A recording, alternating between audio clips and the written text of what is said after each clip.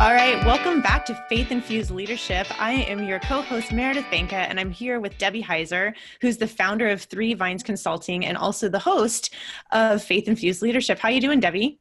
I'm great. Thank you. I'm really excited about the topic we're talking about today. Yes, me too. I'm super excited about it. So it's this whole concept of work-life satisfaction. Is it a myth or does it actually exist? That's what we want to dive into today. So what do you think? Is this idea of a fully satisfied situation even possible? Well, here's what I would say. Work-life balance, I think, is a myth. Work-life satisfaction is magic. Oh, so tell me, what's the difference between work-life balance and work-life satisfaction? Yeah, so I think, Meredith, that work-life balance is something that sets us up for failure before we even begin. Because I don't know about you, but in my experiences, rarely have I felt balanced in all areas of my life, particularly work and the rest of my life. And in those occasions where occasionally for a few minutes at a time, I've had this, ooh, everything's going really well, or everything seems to be flowing really easily. I step back and I'm like, what's going to hit next, right? Like because it does happen for brief glimpses of time. But what I found is that that brief glimpse of time is really not balance. It's more about satisfaction.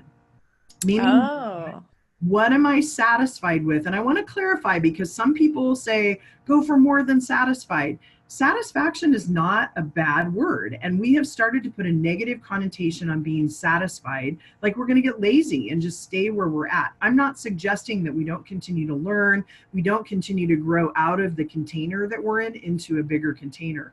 What I'm saying is, are you satisfied with what you've got happening in your life right now? Mm-hmm. And there are times when work is going to ask more of you, that you need to do more or be more or spend more time in your work than you do in other aspects of your life. There are times that my family requires more of me than it has in the past. And so other things get shifted in my life pie, you know, the percentages of the time and focus that I spend on those. Sometimes I need more focus to be satisfied. I need to take care of myself better in order to be better to do these other things. And so for me, work-life satisfaction is magic. It's understanding that by saying work-life satisfaction, I really start to put a headlamp on, because when you camp, you focus on where your light's shining, right? Like if you've ever gotten up in the middle of the night, whatever your headlamp or the flashlight that you have, that's the direction you go. So when I think about what does it look like to have a really satisfied life, pleasure in that life, it's easier for me then when I need to do more in the business that I'm in, or I need to do more with my family, or do more in this other aspect of a volunteer situation. It helps me understand I'm satisfied as long as these things are shifting, because I know what that looks like. Right. So, do you think we've just been kind of sold a bill of goods then? I mean, because there's constantly this conversation around work-life balance, and, this employer over here will say, our employees are achieving work-life balance, or, people will present themselves on social media or just their outward appearance and the way they're doing everything as if they're just seamlessly juggling it all, when we all know behind the scenes, it's kind of messy back there, right? Absolutely. So where is that coming from, and why are we buying into it? Why are we buying into it? Well, I think if we had the answers to that, we'd both be millionaires, because we'd be making a lot of money on a book that we wrote. But in all seriousness, I think part of it is this comparison game that we play. Comparison, I think, is the killer of joy. Whenever I start to compare to other people, other things that people are doing in their life, I start to lose. Oh, bless you. My goodness. So when I start focusing on what other people are doing, or focus on how other people are living, I lose sight of what I'm called to do. And I'm actually going to bring up something. I watched one of my favorite films last night, and it's The Shack, and it's also a book. But the movie for me is just brilliant, and it's rich. And there's this one segment where Mac, who's one of the main, or is the main character, is struggling with some things in his past. And it's based off of some scripture in Matthew where the disciples are out in a boat and a storm is crashing in and there's these huge waves and they see Christ in the distance and he's walking on water towards them. And Peter, he says to Peter, get out of the boat and come to me. And Peter's like, no way, I can't walk on water. And Jesus is like, look at me, come to me. So a similar situation, Mac is in this little rowboat out in the water. And all of a sudden, he starts to flash back some of these memories and these painful things that have happened in his past. And the water starts to get black. And he sees something in the water and he sticks his hand out to grab this vision he has in the water. And his hand comes back and it's oily and it's black and it's gooey. And then all of a sudden, the boat starts to crack and this water starts to seep through the boat and starts to sink the boat. And Jesus, who is manifested in a man in this particular situation, is out on the water and he says, Mac, look at me. What you see is not real. Look at me. And he's kind of looking at Jesus and then he looks back down and the boat starts to fill up again and he says, look me in the eye. Look at me. When you focus on your pain, you lose sight of me. And I think that's so critical as we look at work-life balance and we look at work-life satisfaction as being what's there. If I keep my eyes focused on what God's calling me to do, those shifts that happen in my work-life satisfaction, in that what I call my life wheel, the percentages of time, I'm feeling called to do that, it's going to happen and it's all going to be okay. Yeah, I think I love that story. And what it makes me think about is, isn't there always going to be more to do than one can possibly get done? Right? I mean, and that could be from, the dishes and the laundry to the personal and professional goals, right? If we're driven people, there's always going to be something more that we want to achieve, another place that we want to go, another situation that we want to experience. And I think that leads to this overwhelm. I would agree, which I think leads back to kind of originally where you were going on, have we sold ourselves a bill of goods? Because when it comes to the comparison, if I'm not staring at Christ, I'm not staring at what God wants me to do, I'm looking all around me and I start to get the overwhelm. And then I put on this persona, and social media doesn't really help that because a lot of times we're not real in social media. And so people forget that by being vulnerable and being real, other people learn from that. Other people are connected to that. And so I think it's just about this authenticity and being real. And people are afraid of that. And I'm not sure why, other than it is a vulnerable place to be. Well, and I think it also gets to the point though, where then there will be there will be a leader who is vulnerable, right? And then people will thank that person for being vulnerable, but still not accept that their own vulnerability is beautiful too. Absolutely. Right? Oh, well, Debbie can be vulnerable because she's this big leader, but I could never be vulnerable and actually speak my truth because I'm not this leader.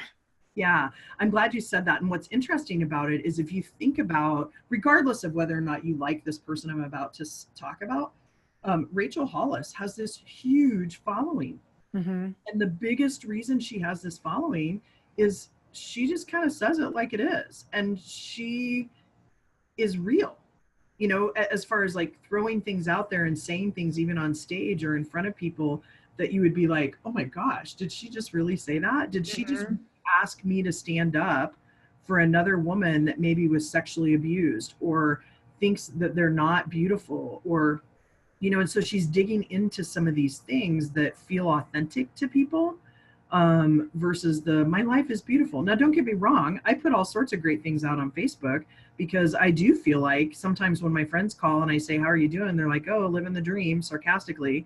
Well, I am living the dream and I'm loving it, right? And so but that doesn't mean that every day is as dreamy as the other. Right, absolutely. I mean, there's still pain, there's still, ick that's in there.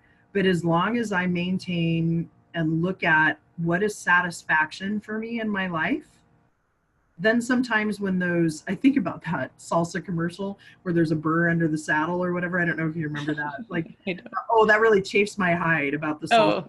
Oh. And I think about, whenever I feel like that really chafes my hide, there's usually a mirror. And there's something that I'm looking at in myself that I'm annoyed with or I'm frustrated with. And so then that's why I come off potentially frustrated. And again, it's because I haven't taken the time to step back and answer a couple of questions. One is, what does love look like? There's a book I'm reading right now called Bare, Bare. Highly recommend it. And she talks about, what does love look like? Mm-hmm. I mean, I don't know how many people have sat down. I haven't, and I've been married 27 years. What does love look like in my marriage?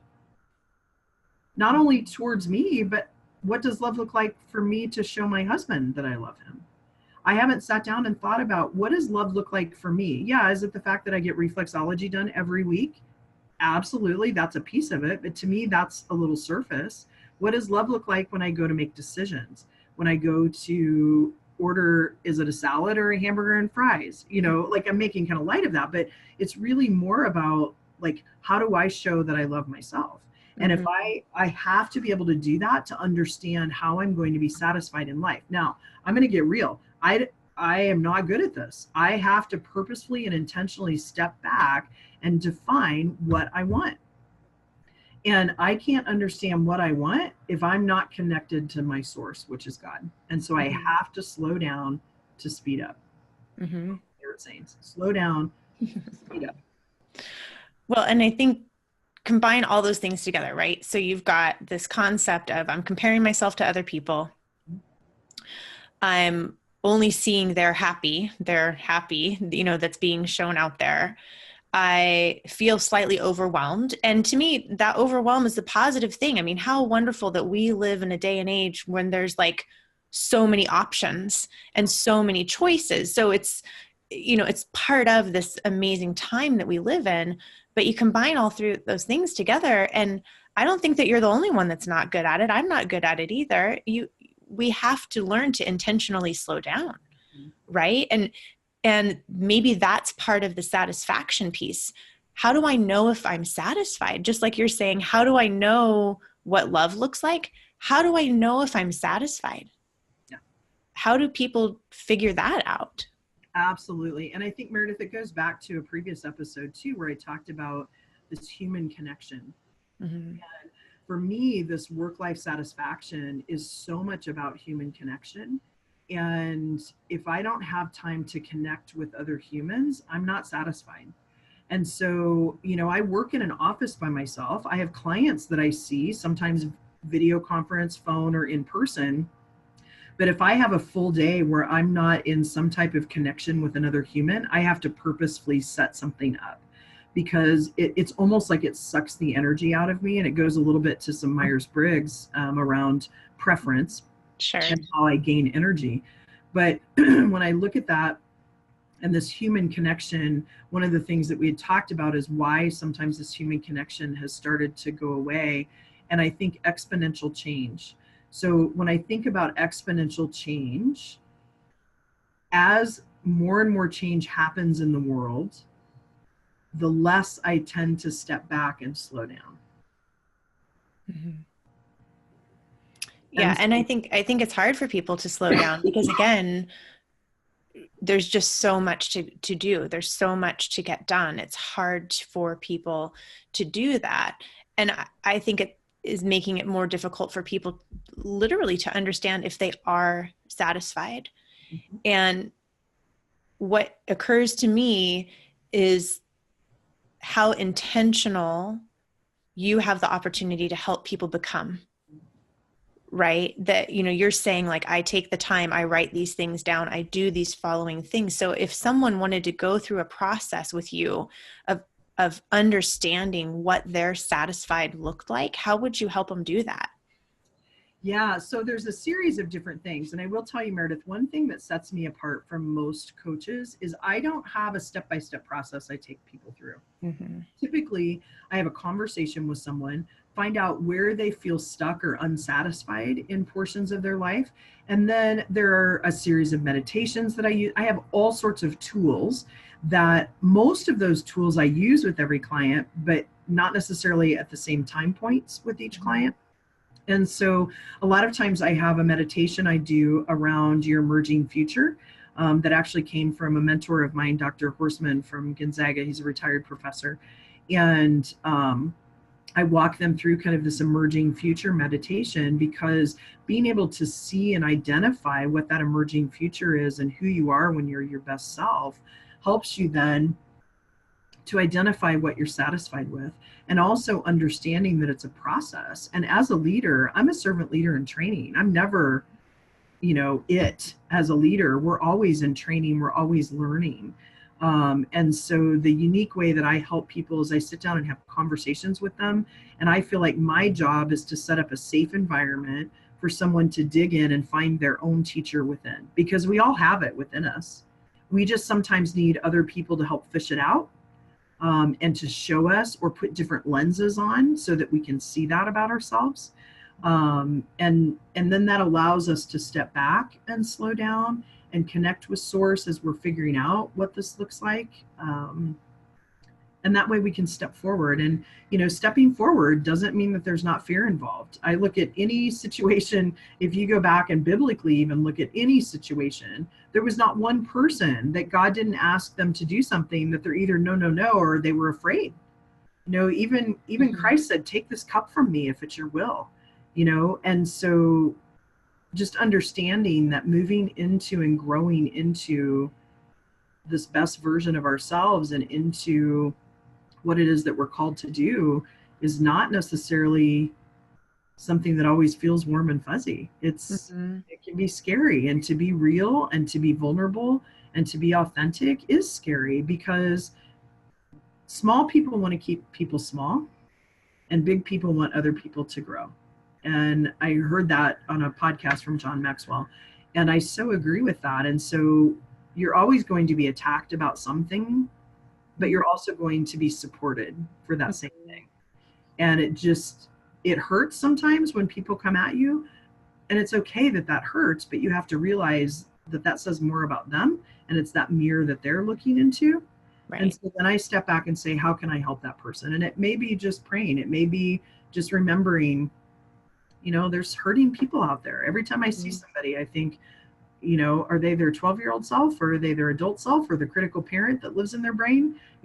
That's a whole nother topic. But, seeing people I try to see people as Christ sees them. And I, again, can't do that unless I slow down, connect with source, and understand what I want life to look like. What is God calling my life to look like? And then I say, lay out your best laid plans, and then God laughs. Right. Well, and that was something I wanted to ask you too, is doesn't this concept of satisfaction and what I'm satisfied with today in, April of 2019, that's not necessarily going to satisfy me in October of 2019, let alone April of 2025.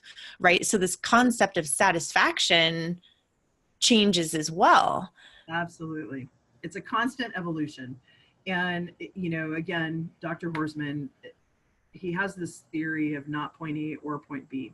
When you're at point A and you see point B and you want to go to point B, you're no longer at A, because you see the difference. So you're somewhere always in between point A and point B.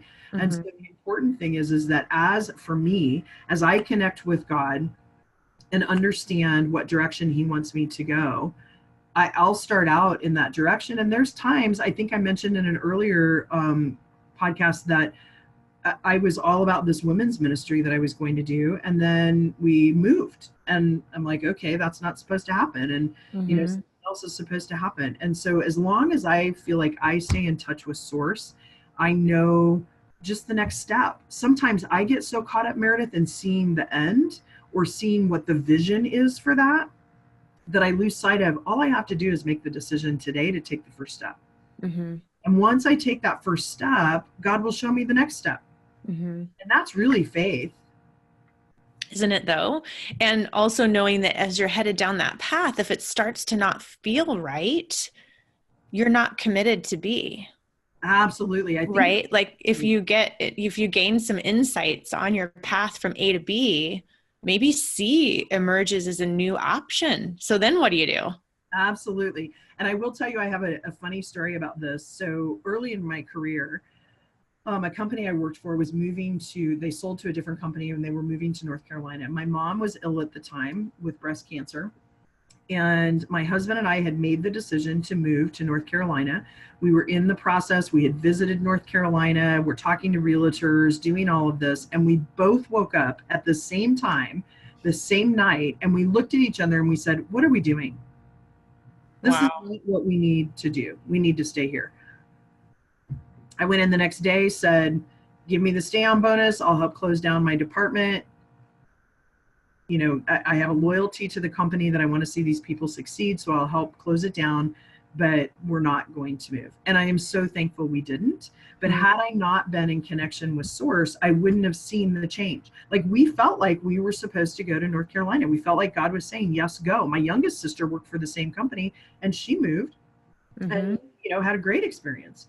And so it goes back to what you were saying where that changes. And to me, it's really about being in touch with Source. Sometimes it truly changes. Other times it's because I saw what I wanted it to be Mm-hmm. when really it was this over here.